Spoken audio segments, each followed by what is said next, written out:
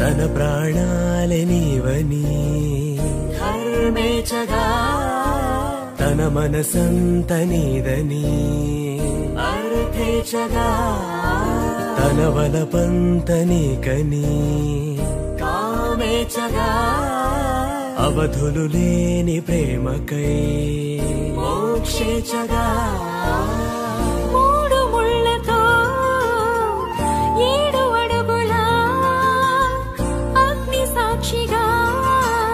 ఇద్దరు ఒకటిగా మారగా